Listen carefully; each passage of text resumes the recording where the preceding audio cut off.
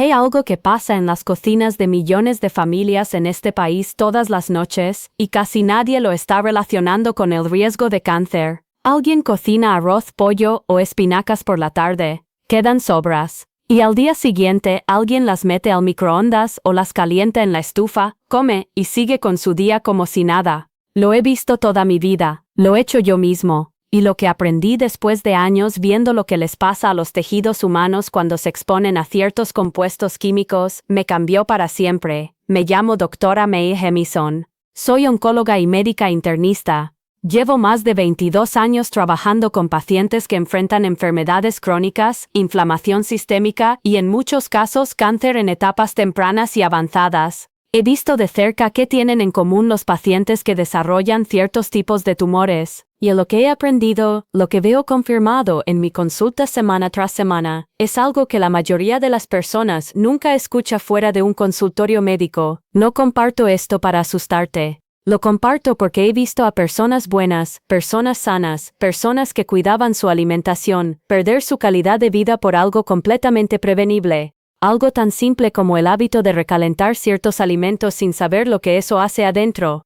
Si alguien me lo hubiera explicado antes, muchas conversaciones difíciles en salas de espera se habrían podido evitar. Quédate conmigo, porque lo que estoy a punto de mostrarte es el tipo de información que comparto con mis pacientes en el consultorio. Información que la mayoría de las personas nunca tiene la oportunidad de escuchar antes de que sea demasiado tarde. Primero déjame explicarte algo fundamental sobre cómo reaccionan los alimentos con el calor, porque sin este contexto el resto de lo que voy a decirte no va a tener el mismo peso. Cuando cocinas un alimento por primera vez, el calor transforma sus componentes de una manera relativamente controlada. Las proteínas se despliegan, los almidones se gelatinizan, las vitaminas se liberan, pero cuando vuelves a calentar ese mismo alimento, especialmente si ya pasó varias horas en el refrigerador o a temperatura ambiente, el cuerpo del alimento ha cambiado. Las bacterias han comenzado a multiplicarse, las proteínas se han reorganizado, las grasas se han oxidado un poco más.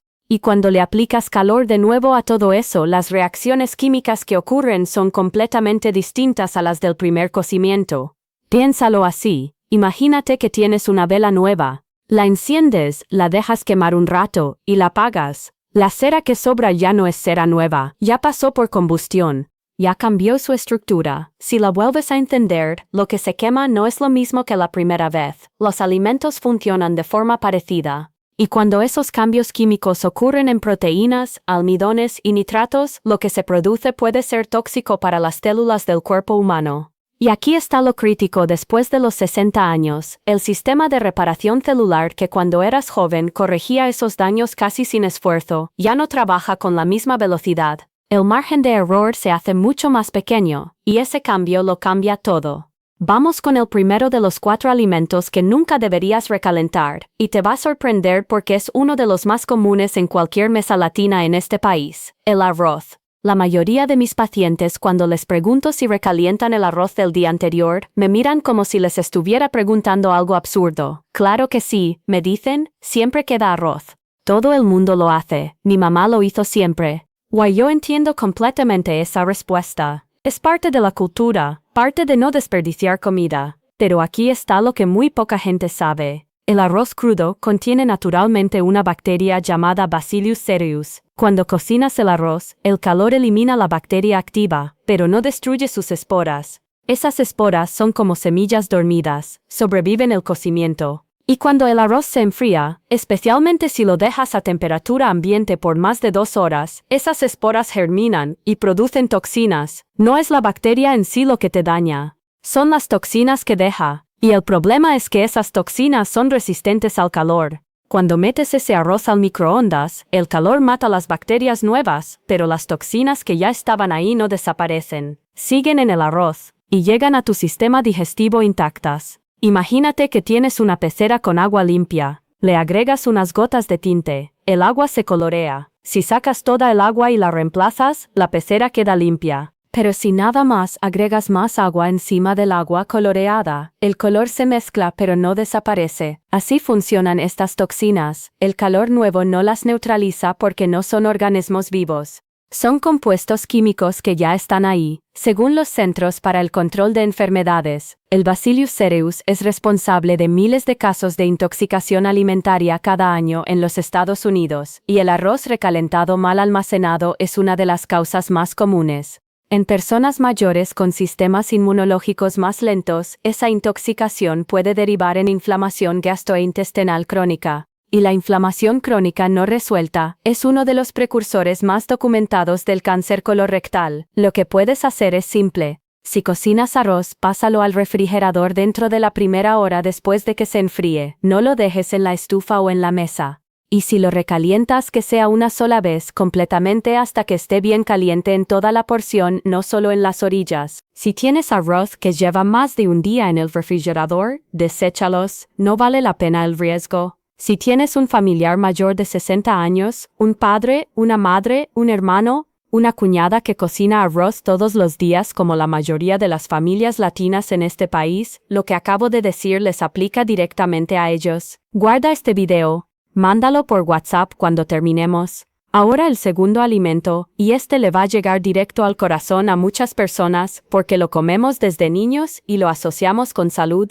Las espinacas y las verduras de hoja verde. Las espinacas frescas son extraordinarias para el cuerpo. Están llenas de hierro, ácido fólico, magnesio, vitamina K. Nadie discute eso. El problema no es la espinaca en sí, el problema es lo que le pasa a los nitratos naturales de la espinaca cuando la recalientas. La mayoría de las personas cree que recalentar verduras es completamente seguro. Total, son verduras.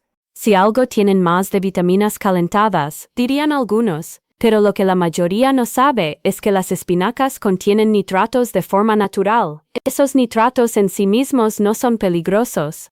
Pero cuando cocinas las espinacas, las bacterias que quedan en la hoja empiezan a convertir esos nitratos en nitritos. Y cuando vuelves a calentar esa hoja ya cocinada, ese proceso se acelera. Los nitritos en concentraciones altas se convierten en compuestos llamados nitrosaminas, y las nitrosaminas están clasificadas como potencialmente cancerígenas por el Instituto Nacional del Cáncer de los Estados Unidos. Piénsalo como una fruta madura. Una naranja recién cortada tiene vitamina centésima activa. Si la dejas en el refrigerador unos días y la vuelves a partir, ya empezó a oxidarse. La estructura cambió. Si además le aplicas calor, el proceso de oxidación se acelera. No es la misma naranja. Con las espinacas y la conversión de nitratos a nitrosaminas pasa algo similar, solo que el resultado no es solo pérdida de nutrientes. Es producción de compuestos que el cuerpo tiene que procesar, y en una célula que ya está bajo estrés, ese procesamiento extra puede ser el factor que incline la balanza.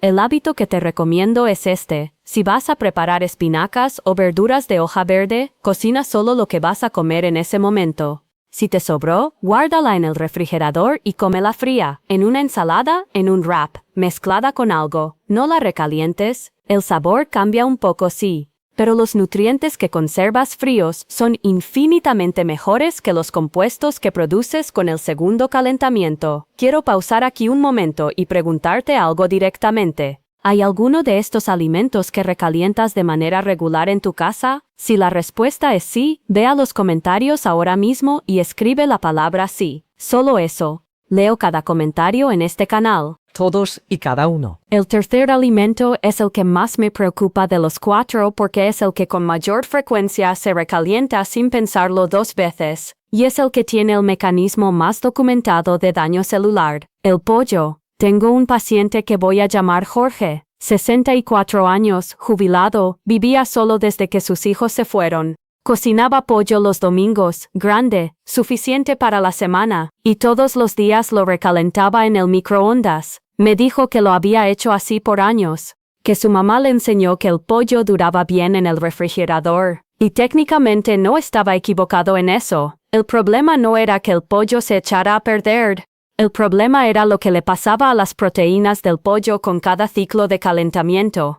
Las proteínas del pollo, como todas las proteínas animales, tienen una estructura molecular muy específica. Cuando cocinas el pollo la primera vez, esas proteínas se desnaturalizan, que es el término médico para describir cómo se despliegan con el calor. El cuerpo las digiere bien en ese estado. Pero cuando vuelves a aplicar calor a esas proteínas ya desnaturalizadas, especialmente en el microondas que calienta de manera desigual, las proteínas se reorganizan de maneras que el sistema digestivo no reconoce tan fácilmente, y además, las grasas del pollo, que ya se oxidaron durante el primer cocimiento, se oxidan aún más. Las grasas oxidadas producen compuestos llamados peróxidos lipídicos, que están asociados con inflamación crónica y daño al ADN celular. Según el Instituto Nacional del Cáncer, la inflamación crónica de bajo grado es uno de los factores de riesgo más consistentemente asociados con el desarrollo de cáncer, especialmente en el tracto gastrointestinal.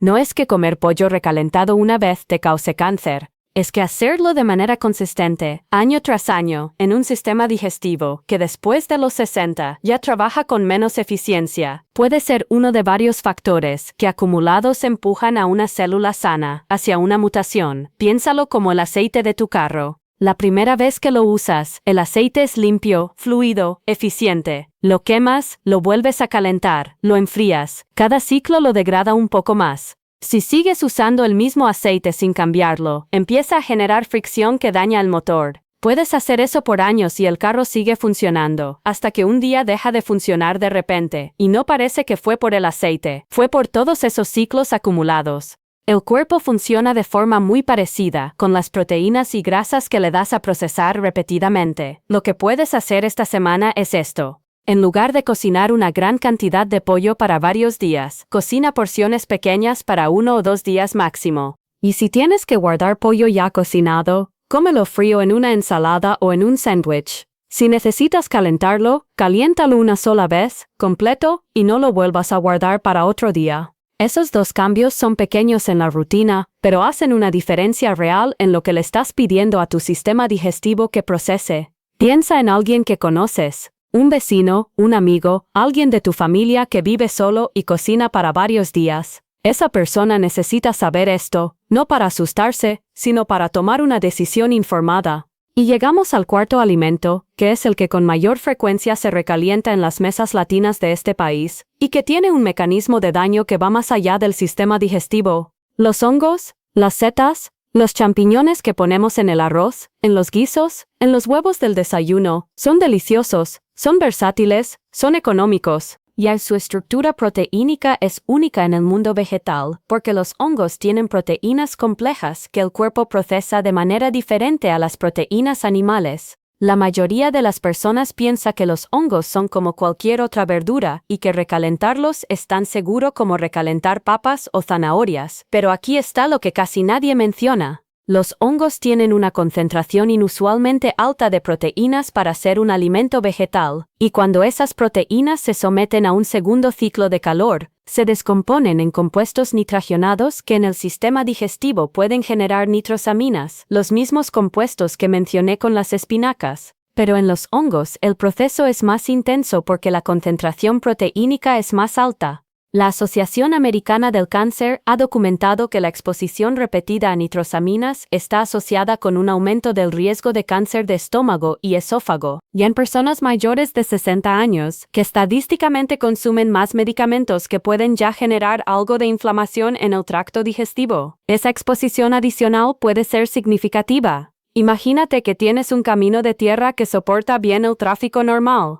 Un carro pasa, la tierra se asienta. Otro carro pasa, bien. Pero si empiezas a pasar camiones pesados repetidamente por ese mismo camino de tierra, empieza a formarse un hoyo. El camino no colapsó de un día para otro. Fue el peso acumulado lo que lo dañó. Así es como funcionan estos compuestos en el recubrimiento del estómago y el esófago a lo largo de los años. El hábito es el mismo que con las espinacas. Cocina los hongos al momento. Si te sobran, cómelos fríos mezclados en una ensalada. Si absolutamente necesitas recalentarlos, que sea una vez a temperatura alta, y sin guardarlos de nuevo. Pero lo más sencillo es simplemente cocinar la cantidad que vas a comer en ese momento. Los hongos frescos o los hongos en lata que no has abierto duran bien. La versión cocinada y recalentada es la que cambia. Quiero ser honesta contigo por un momento, no como creadora de contenido. Como médica, He estado de pie frente a resultados de patología que mostraban cambios celulares tempranos, en pacientes que me decían que comían saludable, que hacían ejercicio, que no fumaban, que apenas bebían, y cuando empezábamos a hablar de los detalles de su rutina diaria, los hábitos aparecían: el arroz del martes recalentado el jueves, las espinacas del lunes comidas el miércoles calientes, el pollo del domingo que duró hasta el viernes, el guiso con champiñones recalentado 3 noches seguidas. No eran personas descuidadas, eran personas que simplemente no sabían, y nadie en sus consultas anteriores se los había dicho porque nadie los había relacionado directamente con lo que estaba pasando en sus células. Esa es la verdad que 22 años en la medicina me dieron. Muchos de los factores que contribuyen a las enfermedades crónicas, incluyendo el cáncer, no son genéticos ni inevitables. Son hábitos que se pueden cambiar, hábitos que las personas simplemente nunca tuvieron la información para evaluar. Tú ahora la tienes. Entonces hagamos un resumen de lo que vimos hoy, porque quiero que te vayas con todo esto claro en la mente. El arroz recalentado mal almacenado produce toxinas de Bacillus cereus que sobreviven el calor y pueden generar inflamación gastrointestinal, uno de los precursores más documentados del cáncer colorectal. Las espinacas y las verduras de hoja verde recalentadas convierten sus nitratos naturales en nitrosaminas, compuestos clasificados como potencialmente cancerígenos por el Instituto Nacional del Cáncer. El pollo recalentado genera grasas oxidadas y proteínas reorganizadas que producen inflamación crónica de bajo grado, uno de los factores de riesgo más consistentes para el cáncer gastrointestinal. Los hongos recalentados tienen el mismo proceso de producción de nitrosaminas que las espinacas, pero más intenso por su alta concentración proteínica, y están asociados con mayor riesgo de cáncer de estómago y esófago. Ahora el plan de acción. Esto es lo que te pido que hagas esta semana. Primero, cuando cocines arroz, pásalo al refrigerador dentro de la primera hora de que se enfríe y caliéntalo una sola vez completamente. Si lleva más de un día en el refrigerador, deséchalos. Segundo, cuando prepares espinacas o verduras de hoja, cocina lo que vas a comer en ese momento y guarda el resto para comerlo frío. Tercero, cocina el pollo en porciones pequeñas para 1 o 2 días máximo, y si tienes que recalentarlo, que sea una vez a temperatura alta sin guardar de nuevo. Cuarto, los hongos cocínalos al momento y cómelos ese mismo día, fríos si sobran, no recalentados. Estos no son cambios radicales. No te estoy pidiendo que cambies toda tu dieta, te estoy pidiendo que ajustes 4 hábitos pequeños que pueden hacer una diferencia enorme a lo largo del tiempo. Los pacientes que mantienen una vida saludable a los 70 y a los 80 años, los que me dicen que se sienten bien, que tienen energía, que no tienen enfermedades crónicas severas, no tuvieron mejor genética ni mejor suerte. Simplemente prestaron atención a los detalles de su rutina. Esa es la única diferencia que yo he encontrado en más de 2 décadas de práctica médica. Si este video te dio algo útil, algo que vas a aplicar esta semana, compártelo. Hay alguien en tu vida ahora mismo. Un esposo, una esposa, un hermano, tus papás, una amiga cercana, alguien mayor de 60 que recalienta estos alimentos sin saber lo que eso hace adentro. Mándalo por WhatsApp. Ese simple gesto puede ser lo más importante que hagas hoy. Dime en los comentarios, ¿cuál de estos 4 alimentos recalientas con más frecuencia en tu casa? ¿El arroz, las verduras, el pollo o los hongos? Quiero saber, y si ya sabías alguno de estos, también cuéntame. Leo cada comentario en este canal, todos y cada uno. La próxima semana te voy a mostrar los 5 aceites de cocina que más daño hacen a las arterias después de los 60 años. No aceites que claramente suenan poco saludables. Aceites que mucha gente en este momento tiene en su cocina creyendo que son una opción sana. Con exactamente los mecanismos de daño, los estudios que los respaldan, y los aceites específicos que puedes usar en su lugar. Es información que la mayoría de las personas nunca recibe fuera de un consultorio especializado. Dale suscribir y activa la campanita, porque si este video te fue útil, el de la próxima semana va a importar aún más. Antes de terminar, quiero decirte algo importante. Todo lo que compartí hoy es información médica general basada en investigaciones publicadas y en mi experiencia clínica. No reemplaza tu atención médica personal. Antes de hacer cualquier cambio, especialmente en tu dieta si tienes condiciones como diabetes, enfermedad renal, o si tomas medicamentos que afectan la digestión, habla con tu propio médico.